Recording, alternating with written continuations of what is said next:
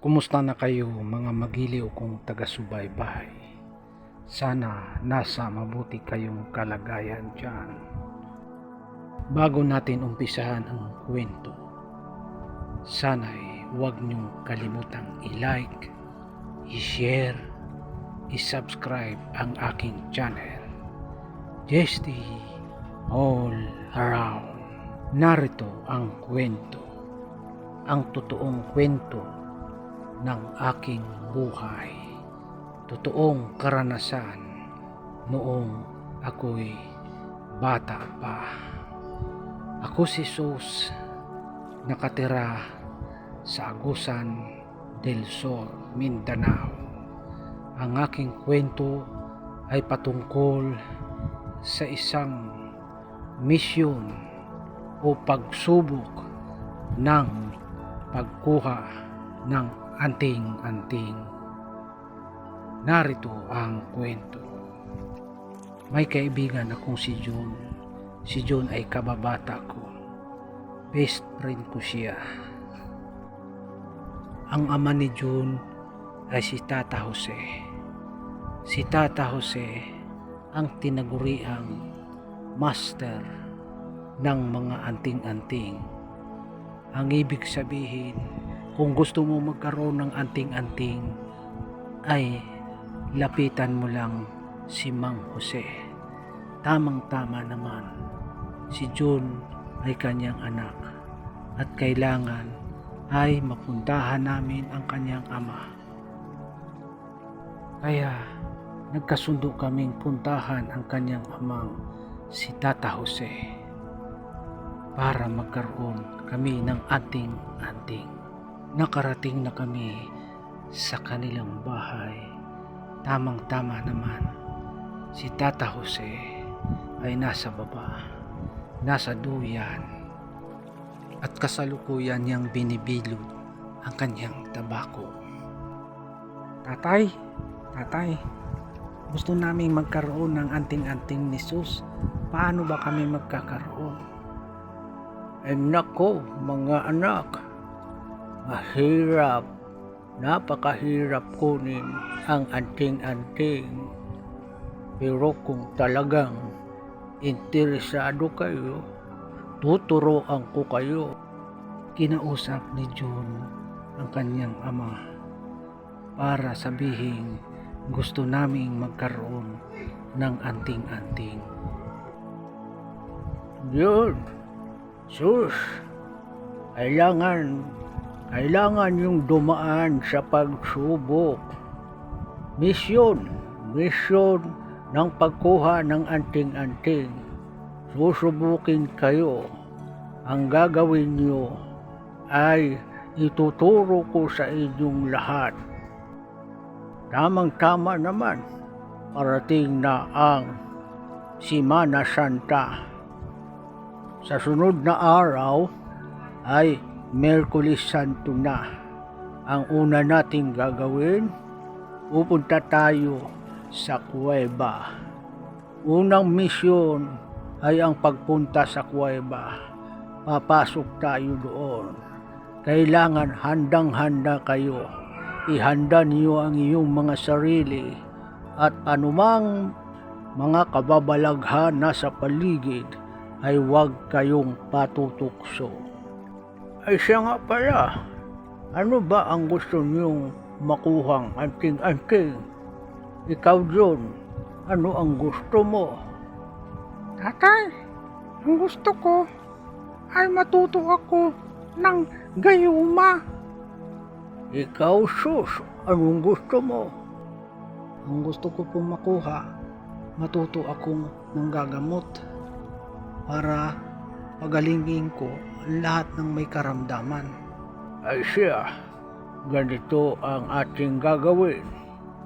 Bukas ng umaga, narito na kayo upang inyong pag-aaralan ang ibibigay sa inyo na mga dapat ninyong babasahin. At huwag lang ninyong babasahin, kailangan memoryado ninyo ang mga Latin sapagkat diyan mag-uumpisa na kayo'y subukin pag nabasa na usal ninyong mabuti ng tama ang Latin na binibigay ko sa inyo, magkakaroon kayo ng anting-anting. Subalit unang pagsubok ay sa kuweba tayo. Bukas ng gabi, pupunta tayo sa kuweba. Anumang mga kababalaghan nasa paligid ay huwag niyong pansinin. At sa Huwebes Santo naman, ang ating pupuntahan ay ang sementeryo. Sa sementeryo, medyo mahirap, nakakatakot. At ang ikatlong pagsubok, Biyernes Santo, sa may simbahan. Sabihin ko na sa inyo ang pwede niyong mararanasan at mararamdaman. Ang iba naman ay inyong makikita. Unang pagsubok sa kuweba, mayroon tayong paghahakbangan. Hahakbang tayo sa malalaking sawa. Kaya ko ito sinasabi sa inyo para alam nyo na, sapagkat kapag hindi kayo makakahakbang sa sawa, ay hindi na kayo papasa sa unang pagsubok pa lang. Ikalawang pagsubok ay sa sementeryo. Marami kayong mararamdaman, mga hanging malamig, may humihipo, may dumadaan, may nagsasalita. Huwag kayong patutukso. Ituloy nyo lang ang inyong pag-usal sa Latin na binibigay ko sa inyo para kayo makapasa. Sa ikatlong pagsubok naman ay sa simbahan. Hating gabi, alas 12 ng Biyernes Santo. Ngayon, mararanasan ninyo ang hinihila yung kadena habang tayo'y pumapasok na nakaluhod sa may simbahan. Meron din tayong mararamdaman at makikitang pare na pugot ang ulo. Lahat ng mga yan sa tatlong pagsubok, kapag inyong nalampasan, tiyak meron na kayong anting-anting. Kinabukasan, Miyerkules Santo, pumunta na ako ng maaga sa kanila June. Tamang-tama naman, naroon ang mag-ama at ibinigay na sa amin ang mga Latin na dapat naming memoryahin. Napakahaba ng mga Latin at kailangan daw 12 beses naming usalin o salitain ang Latin. Kailangan din naman i-memorize para kung sakali ay mapatay ang dala namin ilaw na kandila, ay tiyak masasalita pa namin sapagkat memoryado namin. Yung binigay ko sa inyong Latin, memoryahin niyo para kung sakaling mamatay ang ilaw ng kandila, ay tuloy pa rin yung usalin. 12 beses ninyong salitain. Ang bilin ni Tata Jose. Kinausap ko naman si June. Sabi ko kay June, napakahaba ng ating memoryahin. Baka pwedeng basahin na lang natin. Pakitanong mo sa iyong ama. Tatay, baka pwedeng basahin na lang namin. Oo na anak, pwede nyo namang basahin yan. Subalit ang delikado kapag namatay ang inyong kandila, yung dala ninyong ilaw na kandila sa oras na mamatay at hindi ninyo memoryado ang Latin, ay siguradong hindi nyo na mauusal o masasalita yung Latin. Sumapit na ang gabi. nag-umpisa na kaming maglakad ni June at si Tata Jose. Papunta na kami ng kuweba. May kalayuan din ang kuweba. Naglalakad kami, naka-1 oras na, 2 oras, wala pa rin ang kuweba. Tamang-tama pagdating namin sa kuweba, 12:00 na ng hating gabi. Kaya, June, anak. Sus, andito na tayo sa kuweba. Umpisahan niyo nang magbasa. Sindihan niyo ang kandila para mabasa ninyo ang Latin na binibigay ko habang tayo'y naglalakad papasok sa kuweba. Umpisahan niyo nang magbasa. naunang pumasok si Tata Jose sa kuweba at sumunod naman ako. Nasa hulihan ko si June. Sinindihan na namin ang kandila at habang may liwanag na kami ay binabasa na namin ang Latin sapagkat hindi namin naman ito minimemorya. Patuloy lang kaming naglalakad habang binabasa ang Latin, subalit mahinang pagbasa lang sapagkat yan ang bilin ni Tata Jose. Nang nasa loob na kami ng kuweba, ang daming mga paniki na nakadikit sa mga gilid ng kuweba, nasa taas ng kuweba. At takang-taka kami pagdating namin sa loob ay napakaraming sawa, ang lalaki ng sawa, subalit hinahakbangan lang ni Tata Jose. Hindi rin namin alam, siya din pala ay may sinasalitang Latin, kaya ang mga sawang napakalaki ay hindi man lang natitinag. Patuloy niya itong hinahakbangan at ganun din kami. Dahan-dahan naming hinahakbahan. May kaba kaming nararamdaman ni June sapagkat alam ko kinakabahan na rin si June. Nang lingunin ko si June, wala na sa aking likuran. Ang layo niya, para bagang takot na takot siyang humakbang. Subalit patuloy pa rin ang pag-uusal o pagsasalita ni Tata Jose ng Latin. Kaya narating namin ni Tata Jose ang dulo. Inaantay na lang namin si June na malampasan niya ang pagsubok. Ako ay nakalampas na sa isang pagsubok. Inaantay na lang namin si June. Mamaya-maya lang, nakarating na rin si June.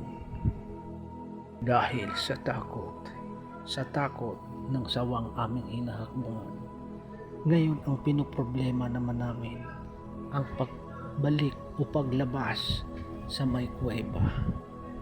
Nauna nang lumabas si Tata Jose, sumunod na kami.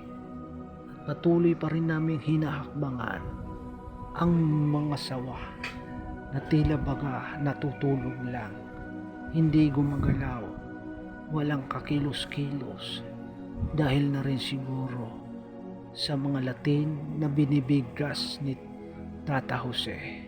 Mamaya-maya lang nakarating na rin si June. Sama-sama kaming nasa dulo, subalit nang hipuin ko ang braso ni June, nanginginig ito. Nang makalabas na kaming tatlo, sambit ni Tata Jose, Nalampasan ninyo ang unang pagsubok sa kuweba. Bukas ng gabi, sa sementeryo naman tayo. Pumunta na kaming tatlo sa sementeryo. Tinandaan naming mabuti ang mga bilin ni Tata Jose. Mga biling huwag lilingon, huwag pansinin kahit anong mangyari. Nang makarating na kami sa sementeryo, sabi ni Tata Jose. Yun, anak. Doon ka banda sa may dulo. Doon sa may mga puno ng saging. Mayroong bagong inilibing dyan. Yan ay nagbigti, nagpakamatay. Doon ka luluhod. Hindi dapat kayo magkalapit ni Sus. Doon ka luluhod at doon mo sisindihan yung iyong kandila para mabasa mo ang iyong Latin. Ikaw naman, Sus, doon ka sa may bandang gilid, nandoon sa may mga talahiban, doon ang kamamatay lang din. Isang babaeng buntis namatay sa panganganak. Ako naman dito lang ako sa may bukana. Dito ako maghihintay sa inyo at aking idarasal na sana'y kayo'y makapasa sa mga pagsubok, ang ikalawang pagsubok. Unang umalis si June papunta doon sa tukan niyang Netso na kung saan doon nakalibing ang nagbigti na kamamatay laang. Ako naman ay pumunta sa may bandang talahiban na kung saan naroon inilibing ang namatay sa panganganak. Nakarating na ako sa aking tukang Netso. Nakaluhod na ako. Sinindihan ko na ang kandila at inumpisahan ko nang magbasa ng Latin na ibinigay ni Tata Jose. Habang binabasa ko ang Latin na binigay ni Tata Jose, marami akong nararamdaman. Humampas sa akin ang malamig na hangin at meron akong nararamdaman sa aking likuran. May hinihilang kadena, tunog kadena, subalit hindi ko ito pinapansin. Tuloy lang ang aking basa. Meron na naman akong nararamdaman, kaluskos sa aking tagiliran. Subalit hindi ko pa rin ito pinapansin. Tuloy pa rin ang aking pagbasa. Sa kahabaan ng Latin na ibinibigay ni Tata Jose, nakapangalawang beses pa lang ang aking pagbasa. Mamaya-maya lang may tumawag sa aking pangalan. Tinawag ang aking pangalan. Subalit naaalala ko na naman ang bili ni Tata Jose. Huwag ko itong pansinin kahit tawagin ang aking pangalan. Tuloy-tuloy ang pagtawag sa aking pangalan. Subalit tuloy pa rin ako sa pagbasa. Mamaya-maya lang may humila na sa aking kamay.